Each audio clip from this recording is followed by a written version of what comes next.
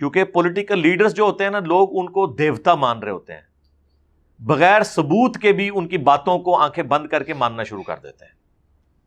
جو چیز آپ ثابت نہ کر سکیں جوڈیشری میں، وہ ایکسٹرا جوڈیشل ہے اسلام میں، آپ وہ ایکٹیویٹی پرفارم اس کے اگینسٹ نہیں کر سکتے۔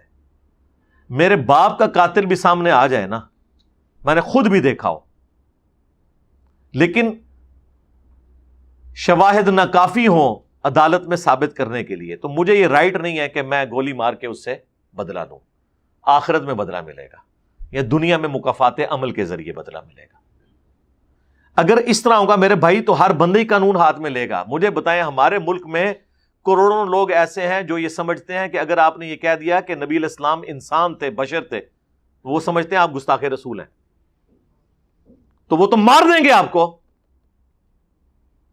ایٹ لیسٹ اہل حدیث تو نہیں زندہ بچتے بریلویوں کے ہاتھ۔ تو آپ ایسی صورتحال میں یہ اجازت دیں گے کہ لوگ خود قانون ہاتھ میں لیں؟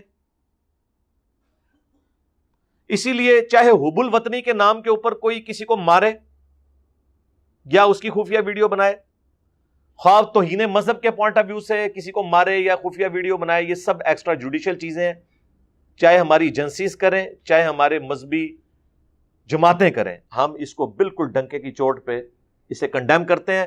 خدا کے لیے اپنی آنے والی نسلوں کو اس عذاب سے بچائیں، بچوں کو ایجوکیٹ کریں کہ اس طرح کی جذباتی رویوں سے باہر نکلیں۔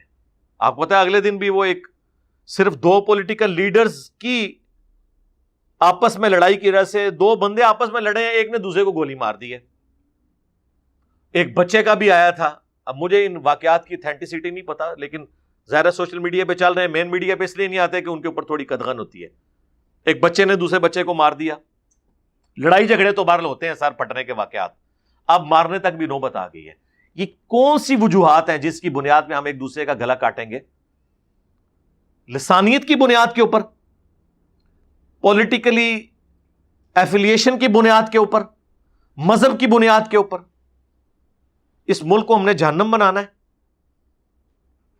جس ملک کے اندر ایک سری لنکن قتل ہو چکا ہے کتنے وحشیانہ طریقے سے، ایک پاگل مجنون بندہ جس بیچارے کو پتہ بھی نہیں تھا اس نے قرآن کو آگ لگا دی، وہ قتل ہو چکا ہے اس ملک کے اندر۔ اور آئے دن کتنے واقعات رپورٹ ہوتے ہیں۔ اب تو یقین کریں وہ آیات اور احادیث بیان کر کر کے خود جو ہے نا وہ انسان کے اوپر ایک کیفیت طاری ہو جاتی ہے کہ یار کتنی دفعہ ان چیزوں کو بیان کیا جائے، اور لوگ اس سے سبق نہیں سیکھ رہے۔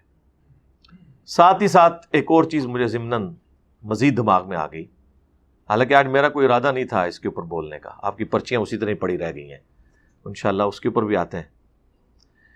یہ جو گندی لینگویج استعمال ہو رہی ہے پولیٹیکل لیڈرز اور ان کے فالوورز کی جانب سے، یہ کون سا اسلام ہے؟ یہ کون سی مسلمانیت ہے کہ آپ لوگ اللہ کا نام لے کر دروشی پڑھ کے تقریریں شروع کریں اور اس کے بعد دوسرے پولیٹیکل لیڈرز کے نام رکھیں، گندی زبان اس کے بارے میں استعمال کریں؟ یہ آپ کیا رویے دے رہے ہیں؟ اور پھر بیٹھ کے باقاعدہ یہ لوگ پولیٹیشنز، ہمیں تو پتہ چلتا ہے نا یہ کیا کرتے ہیں، یہ جب میٹنگز کرتے ہیں جلسوں سے پہلے باقاعدہ ڈیسائیڈ کرتے ہیں کہ آج فلاں پولیٹیکل لیڈر کا ہم نے یہ نام رکھنا ہے، اور عوام تو تیار بیٹھی ہوئی ہے۔ اب رات کو بھی سیالکوٹ جلسے میں دیکھ لیں، انہوں نے ایک اور نیا نام ایک پولیٹیکل لیڈر کا رکھ دیا، اور صرف یہ پی ٹی آئی والے نہیں کر رہے، ان کے مخالفین بھی کر رہے ہیں، لیکن پھر بھی پی ٹی آئی کا پہلا نمبر ہے، کیونکہ سوشل میڈیا پہ زیادہ تر وہ لوگ ہیں، ان کے مخالفین بھی کر رہے ہیں۔ اور آپ دیکھیں انگلینڈ کے اندر کس طریقے سے، یعنی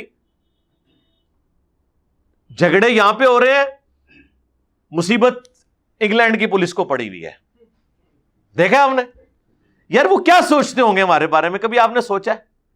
اس طرح کسی کے گھر کے باہر جا کے گاڑیاں کھڑی کر کے اسپیکروں کے اوپر نعرہ بازی کر کے، جس کا کوئی لینا دینا ہی نہیں۔ اب مجھے بتائیں، ایک ایکس وائف تھی عمران خان صاحب کی، علیحدہ ہو گئی، ٹھیک ہے، بچے ہیں، ان کا کوئی سیاست سے لینا دینا ہی نہیں ہے، اس کے گھر جا کے آپ باہر جا کے گاڑی کھڑی کر دیں۔ اسی طریقے سے نواز شریف صاحب کے جو بچے ہیں ان کا پالیٹکس سے کوئی لینا دینا نہیں ہے، ان کے گھروں کے باہر جا کے آپ گاڑیاں کھڑی کر دیں۔ اس طرح کرنے سے آپ کسی کو قائل کر لیں گے.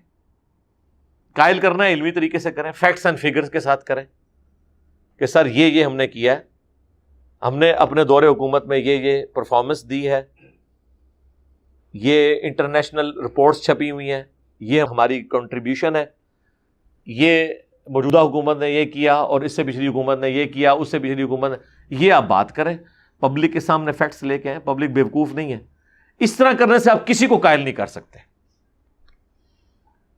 میں حیران ہوں کدھر بیٹھ کے یہ ٹرمنالوجیز یعنی ڈیوائز کر رہے ہوتے ہیں. مجھے بعض اوقات نہیں پتا, ابھی رات کو مجھے یہ نہیں پتا چلا یہ عمرانڈو کوئی ایک ٹرمنالوجی انہوں نے ڈیوائز کی ہے. پٹواری اور یوتھیا تو سنی تھی, یہ کوئی نئی ایک چیز انہوں نے بنا دی ہے. ٹھیک ہے, اندازہ کریں. اب آپ جب اس طرح کے نام رکھیں گے ایک دوسرے کے, آپ اپنے بچوں کو کیا تربیت دے رہے ہیں کہ آپ نے اختلاف رائے اس طریقے سے کرنا ہوتا ہے, کوئی علمی روش نہیں ہوتی. اور عمران خان صاحب اور ان کی زبان اور ان کے فالوورز کی زبان کی وجہ سے سب سے زیادہ گالیاں مجھے کھانی پڑ رہی ہیں, کیونکہ آپ کو پتا ہے جب کبھی بھی مذہبی کارڈ عمران خان صاحب کے خلاف استعمال ہوا, ان کی حکومت میں رہتے ہوئے یا بھی نکلنے کے بعد بھی, میں نے اس چیز کی مخالفت کی, اور وہ عمران خان صاحب کی سپورٹ میں نہیں کی, اس لیے کہ وہ ٹاپکس مذہبی تھے اور ہمارا ایک پوائنٹ آف ویو ہے کہ مذہب کارڈ یوز نہیں ہونا چاہیے. ایکسٹرا جوڈیشل ایکٹیویٹی نہ مذہب کی بنیاد پہ ہو, نہ کسی حب الوطنی کے نام کے اوپر ہو, نہ توہین عدالت کے نام کے اوپر ہو. یہ کام نہیں ہونے چاہیے. اب مجھے گالیاں کھانی پڑتی ہیں, لوگ کمپیریزن کروا رہے ہوتے ہیں. کل مجھے وہ ارشاد بھائی ایک مضمون بتا رہے تھے جس میں لکھا ہوا تھا کہ جی 2 بندے ہیں جنہوں نے نوجوان نسل تباہ کر دی ہے, ایک عمران خان صاحب, دوسرے انجینئر محمد علی مرزا. اور کمپیریزن کرایا تھا کہ یہ بھی جو ینگ جنریشن جو پی ٹی آئی کے ساتھ اٹیچ ہے وہ اس طرح کے الفاظ اور زبان اپنے مخالفین کے لیے استعمال کرتے ہیں, اور انجینئر صاحب کے ماننے والے جو ہیں یہ بھی علماء کی عزت نہیں کرتے. سرکار زمین آسمان کا فرق ہے. ہمیں کن لوگوں کے ساتھ آپ کمپیئر کر رہے ہیں؟ اللہ سے ڈریں. ہم تو کہتے ہیں کہ ہمارے مخالفین جو ہمیں کافر کہتے ہیں, مرتد کہتے ہیں, قادیانی کہتے ہیں کہ نہیں کہتے؟ میں نے آج تک کسی کو جواباً یہ گالیاں دی ہیں؟ تو میرا کمپیریزن آپ ایک پولیٹیکل جماعت کی زبان کے ساتھ کروا رہے ہیں. اللہ سے ڈریں. ہاں ایک چیز سملیرٹی ہے کہ انہوں نے بھی ینگ جنریشن کو یعنی اپنے ساتھ اٹیچ کیا, ہم نے بھی کیا, یہ ایک سملیرٹی ہے. باقی سملیرٹیز اللہ سے ڈریں. ہاں یہ سملیرٹیز ہمارے مخالفین میں ضرور پائی جاتی ہے کہ وہ گالیاں دیتے ہیں ایک دوسرے کو, کافر کہتے ہیں. دوسری چیز, ہم کہتے ہیں سارے مکاتب فکر کی مساجد میں آپ نماز پڑھیں. میں کہتا ہوں کہ نہیں, چندے ان کو دیں.